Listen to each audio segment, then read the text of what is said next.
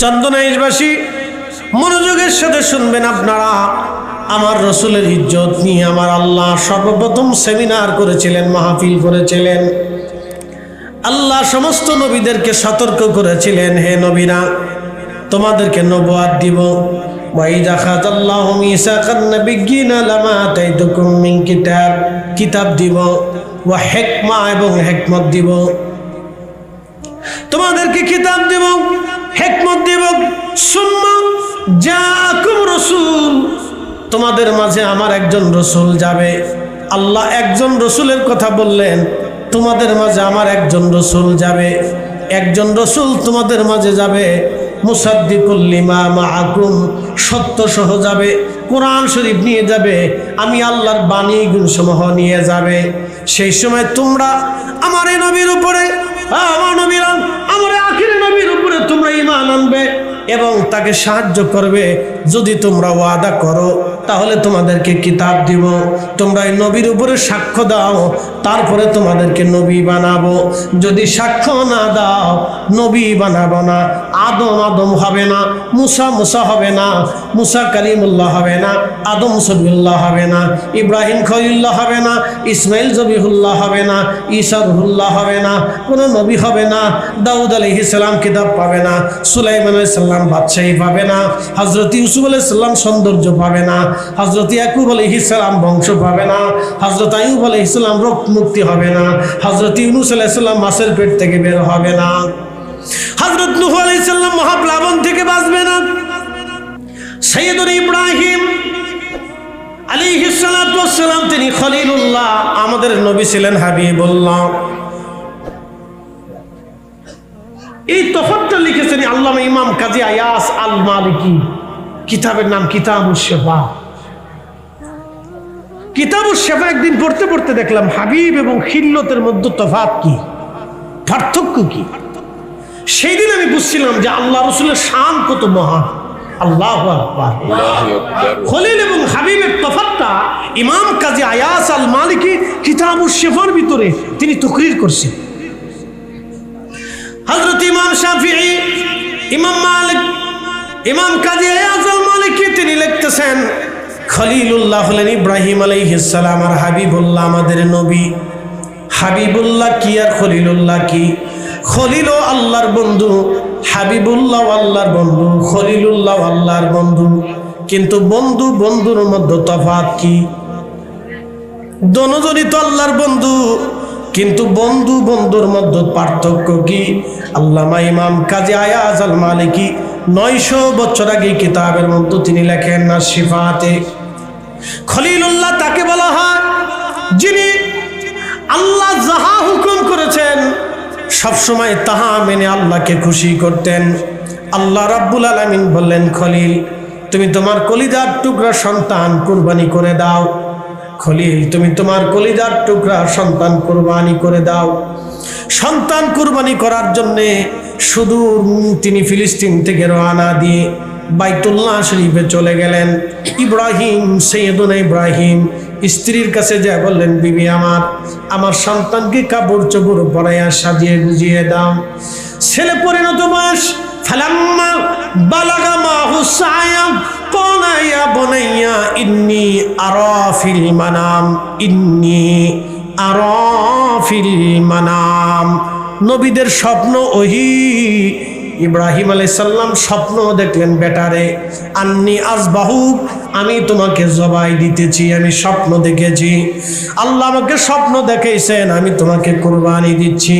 ছেলে আমার, ফানজুর মাযা তারা, বলো তোমার মতামত কি? ছেলে তো জানে আব্বাজান খলিলুল্লাহ, নবীদের স্বপ্ন ওহী। আল্লাহ ওহী করেছেন আমাকে হত্যা জবাই করার জন্য, কুরবানি করার জন্য। ছেলে রাজি হয়ে গেলেন, বাবা চিন্তা করবেন না, আমি রাজি আছি, আপনি আমাকে কুরবানি করে দেন। বাবা ইনশাআল্লাহু মিনাস সাবিরিন, অবশ্যই আপনি আমাকে ধৈর্যশীলদের অন্তর্ভুক্ত পাবেন।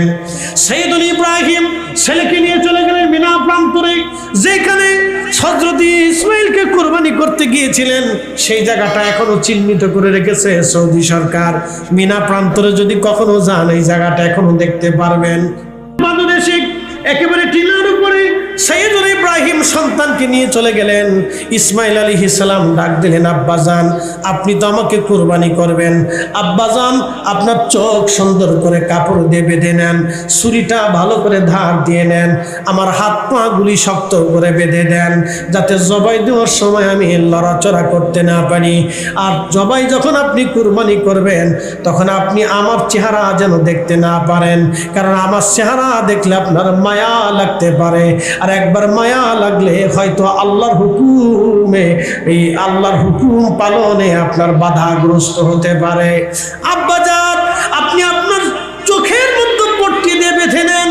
বাবাজান আপনাকে ওসিয়ত করলাম, অনুরোধ করলাম, আমার জবাই হয়ে যাওয়ার পরে, কুরবানি হয়ে যাওয়ার পরে আমার রক্তমাখা এই জুব্বাখানা নিয়ে আমার আম্মা জানের কাছে দিবেন। আম্মা জান যেন জুব্বাখানা দেখে দেখে আমার জন্য বেশি বেশি করে দোয়া করে। একবার জোরে বলা যাবে কি আল্লাহু আকবার। ইব্রাহিম আল্লাহকে খুশি করতেন, এই জন্য তিনি খলিলুল্লাহ, তিনি আল্লাহকে খুশি করতেন, এই জন্য তিনি খলিলুল্লাহ। আল্লাহর নবী হাবিবুল্লাহ, হাবিবুল্লাহ আল্লাহর কাছে যা চাইতেন আমার নবীজি আল্লাহ তাই দিতেন, যা চাইতেন আল্লাহর নবীকে আল্লাহ তা দিতেন। চাইলেন মাকামে মাহমুদ আল্লাহর নবীকে বানাই দিলেন, হাবিবুল্লাহ বানাইলেন। এরপরে আল্লাহ রসুলকে আমার আল্লাহ রহমাতুল্লিল আলামিন বানাইলেন।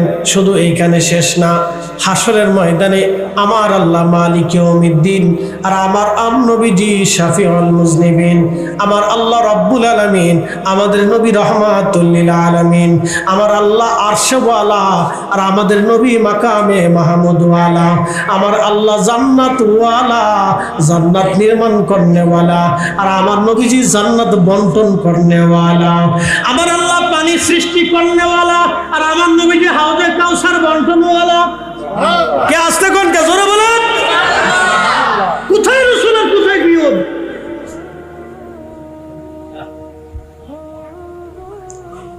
কোথায় আল্লাহর নবী, কোথায় আল্লাহর হাবিবের শান? চিন্তা করলো আপনার কলিজার ভিতরে কাঁপন দিয়ে উঠবে, ভয় এসে যাবে, হাই বলছি কি আমি।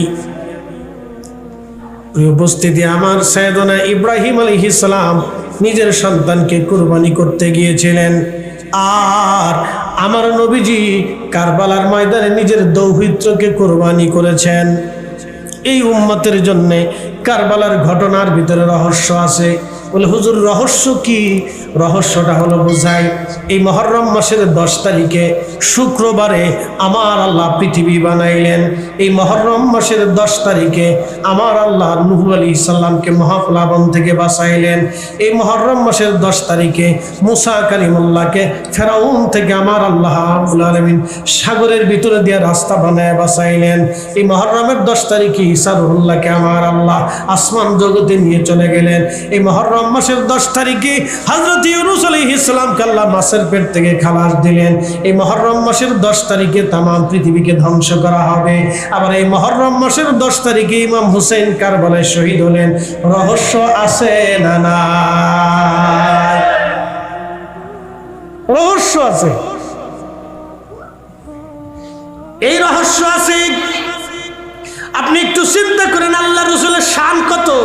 নিজের দন্ত মোবারক শহীদ, বুঝেন, নিজের দন্ত মোবারক শহীদ, নিজের চাচা আমির হামজা সাইয়্যিদুশ শুহাদা উহুদের ময়দানে শহীদ, তিনার চাচাতো ভাই জাফর মুতার প্রান্তরে শহীদ, হযরত আলী রাদিয়াল্লাহু আনহু কুফা নগরের শহীদ, তিনার জামাতা হযরত আলী কুফা নগরের শহীদ, নিজের নাতি ইমাম হাসান মদিনাতে শহীদ, তিনার নাতি ইমাম হুসাইন কারবালাতে শহীদ, ইমাম হুসাইন রাদিয়াল্লাহু আনহুর সন্তান ইমাম ইমাম আলী আকবর কারবালাতে শহীদ, ইমাম আলী আসগর কারবালাতে শহীদ, ইমাম হাসানের সন্তান ইমাম কাসেম কারবালাতে শহীদ, হযরত জয়নব রাদিয়াল্লাহু আনহার, হযরত ফাতিমা রাদিয়াল্লাহু আনহার মেয়ে হযরত জয়নব রাদিয়াল্লাহু আনহার 5টা সন্তান কারবালাতে শহীদ।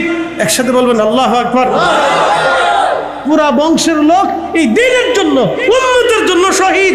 তিনি আমার রাসূল, শহীদ পরিবারের প্রধান। তিনি নিজের দন্ত শহীদ, চাচা শহীদ, চাচতো ভাই শহীদ, জামাতা শহীদ, নাতিদয় শহীদ, তার সন্তানরা শহীদ, পুতিরা শহীদ, তার নাতি নবীর সন্তানরা শহীদ, বংশের বহু লোক শহীদ। রহস্য আছে। আপনি সেই রসুলের শানকে ছোট করে দেখবেন আর দাবি করবেন আপনি সাচ্চা মুসলমান। শয়তান আপনার দিক তাকে হাসবে আর করবে, বাপরে বাপ, আমার চেয়ে বড় সিটার। কি কথা বল না কেন? আমার চেয়ে বড় সিটার। আমি 9 লক্ষ বছর আল্লাহর সেজদা দিছি, কিন্তু সিটারই করি। 9 লক্ষ বছরের সেজদার ভিতরে আমার কোনো সিটারই ছিল না। পরে এসে যখন সিটারি করছে তখন আল্লাহ বলছে কানা মিনাল কাফিরিন, দূর হ, তুই অবিশ্বাসী, বেরিয়ে যা, আমি আল্লাহর দরজায় তোর কোনো জায়গা নাই। বুঝে যাওয়াটা জরুরি। প্রিয় ভাই, আমরা আল্লাহর কাছে চলে যাব, অবশ্যই আল্লাহর কাছে চলে যাব। আমাদের আগে যারা ছিল সব আল্লাহর কাছে চলে গেছে, আমরাও চলে যাব। আমাদের পরবর্তী যারা আসবে তারাও চলে যাবে। কিয়ামত পর্যন্ত যারা আসবে সবাই আল্লাহর কাছে দাঁড়াবে। আমরা আল্লাহর সামনে জিজ্ঞাসিত, আমার কথা, আমার কাজ, আমার ঈমান, আমার ইয়াকিন, আমার বিশ্বাস সম্পর্কে আল্লাহ কবর থেকে শুরু করে মেহেশরে জান্নাতে যাওয়ার আগ পর্যন্ত জিজ্ঞাসা করবে।